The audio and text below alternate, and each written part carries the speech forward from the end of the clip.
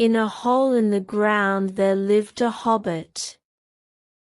Not a nasty, dirty, wet hole, filled with the ends of worms and an oozy smell, nor yet a dry, bare, sandy hole with nothing in it to sit down on or to eat. It was a hobbit hole, and that means comfort.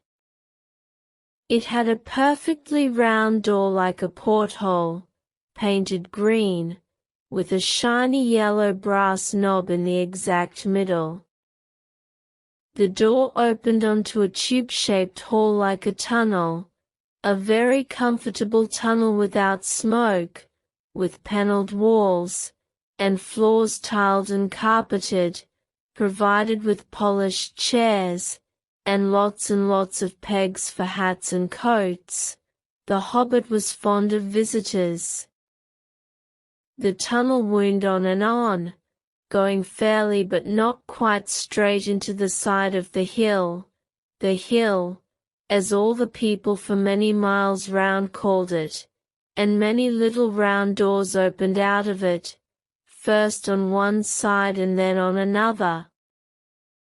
No going upstairs for the hobbit.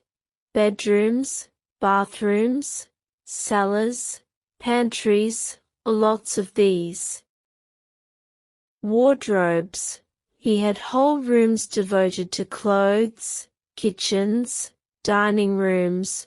All were on the same floor, and indeed on the same passage.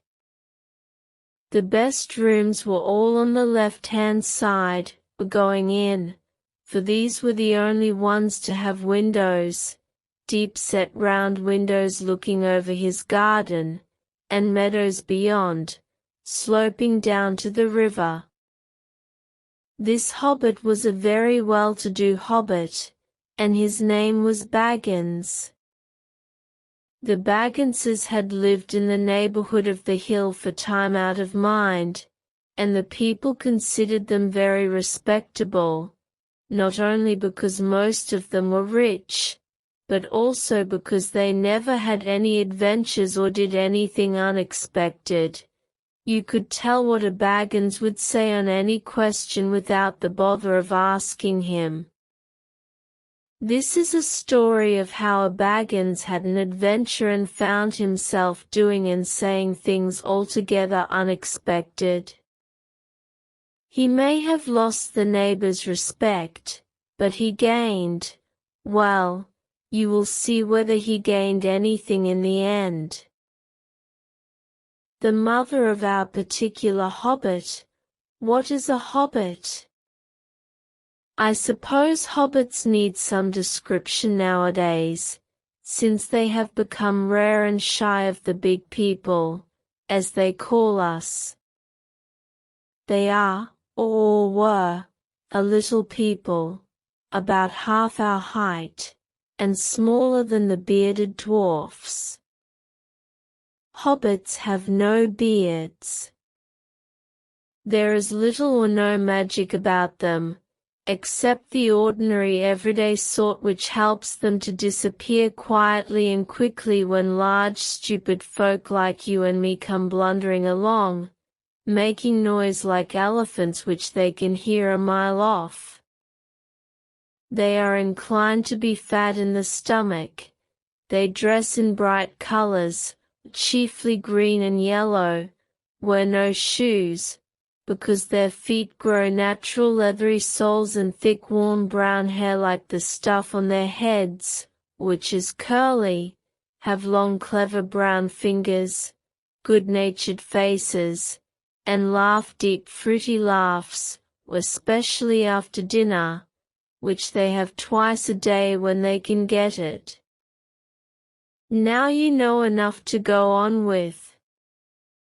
As I was saying, the mother of this hobbit of Bilbo Baggins, that is, was the fabulous Belladonna Took, one of the 3 remarkable daughters of the old Took, head of the hobbits, who lived across the water, the small river that ran at the foot of the hill. It was often said, in other families, that long ago one of the Took ancestors must have taked a fairy wife. That was, of course, absurd, but certainly there was still something not entirely hobbit-like about them, and once in a while members of the Took clan would go and have adventures. They discreetly disappeared, and the family hushed it up, but the fact remained that the Tooks were not as respectable as the Bagginses, though they were undoubtedly richer. It is probable that Bilbo, although he looked and behaved exactly like a second edition of his solid and comfortable father, got something a bit queer in his make-up from the Took side, something that only waited for a chance to come out.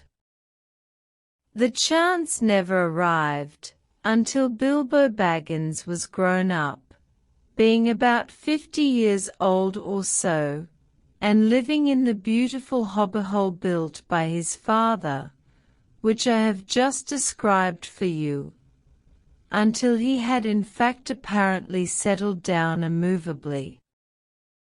By some curious chance one morning long ago in the quiet of the world, when there was less noise and more green, and the hobbits were still numerous and prosperous, and Bilbo Baggins was standing at his door after breakfast smoking an enormous long wooden pipe that reached nearly down to his woolly toes, neatly brushed, Gandalf came by.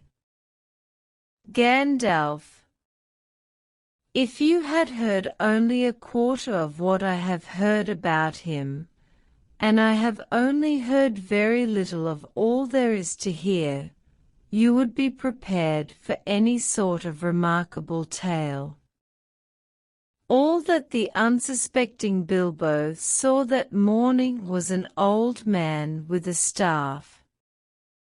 He had a tall pointed blue hat, a long grey cloak, a silver scarf over which a white beard hung down below his waist.